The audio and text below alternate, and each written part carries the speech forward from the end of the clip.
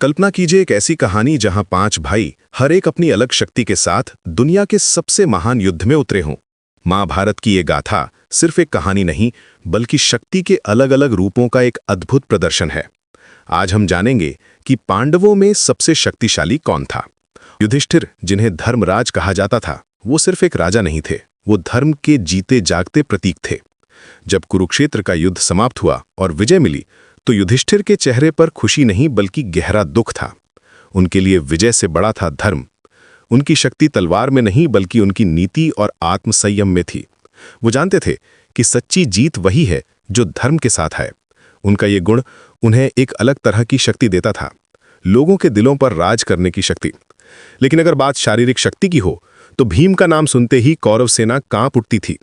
भीम की गदा जब हवा में घूमती थी, तो हाथी भी धराशायी हो जाते थे। उनकी एक मार से रथ के टुकड़े हो जाते थे। युद्ध के मैदान में भीम का रूप देखकर दुश्मन सैनिक भागने लगते थे। वो सिर्फ एक योद्धा नहीं, बल्कि एक जीती जागती तबाही थे। उनकी शक्ति इतनी भयानक थी कि दुर्योधन रात में भीम के सपने देखकर जाग जाता था। फिर आते हैं अर्जुन, जिनके पास दिव्य अस्त्र थे और जिनकी तीरंदाजी का कोई जवाब नहीं था। लेकिन अर्जुन की सबसे बड़ी शक्ति थी श्री कृष्ण का मार्गदर्शन। गीता के उपदेश से लेकर युद्ध की रणनीति तक कृष्ण का साथ अर्जुन को अजेय बनाता था। जब अर्जुन का धनुष गांडीव गूंजता था, तो पूरा युद्ध क्षेत्र सन्नाटे में आ जाता था। उन्होंने भीष्म, द्रोण और कर्ण जैसे महान योद्धाओं को हराया था। नकुल और सहदेव, ये दोनों भाई अक्सर छुप जाते हैं बड़े भाइयों की छाया में। नकुल की सुंदरता और घुड़सवारी का कौशल अद्वितीय था। वो युद्ध में संतुलन बनाए रखते थे। सहदेव की बुद्धि और ज्योतिष का ज्ञान अमूल्य था, लेकिन एक श्राप के कारण वो अक्सर चुप रहते थे। उनकी शक्ति भविष्य देखने में थी, लेकिन वो उसे बता नहीं सकते थे। अब आती है सबसे दर्दनाक कहानी, अभिमन्यु की। सिर्फ 16 साल का ये वीर योद्धा चक्रव्यूह में अकेला घुस गया था। 7 महारथियों से लड़ते हुए उसने अपनी जान दे दी। उसका बलिदान महाभारत का सबसे दर्दनाक अध्याय है। इतनी कम उम्र में इतना साहस, ये दिखाता है कि शक्ति हमेशा उम्र से नहीं आती।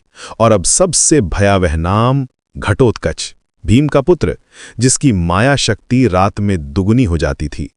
उसके इल्यूजन्स इतने डरावने थे कि कौरव सेना में हाहाकार मच जाता था। कर्ण को अपना सबसे शक्तिशाली अस्त्र घटोत्कच पर इस्तेमाल करना पड़ा था। ये दिखाता है कि घटोत्कच कितना खतरनाक था। तो सवाल यह है कि सबसे शक्तिशाली कौन था। अगर शारीरिक शक्ति की बात करें तो भीम, अगर दिव्य कौशल की बात करें तो अर्जुन, अगर माया शक्ति की बात करें तो घटोत्कच, और अगर नैतिक नेतृत्व की बात करें तो युधिष्ठिर। सच यह है कि हर पांडव अपने तरीके से सबसे शक्तिशाली था। युद्ध की दिशा बदलने में अर्जुन का योगदान सबसे ज्यादा था, लेकिन कौरव सेना के लिए सबसे बड़ा डर भीम और घटोत्कच थे। महाभारत हमें सिखाता है कि शक्ति के कई रूप होते हैं, और सच्ची शक्ति वही है जो धर्म के साथ चले और दूसरों की भलाई के लिए इस्तेमाल हो।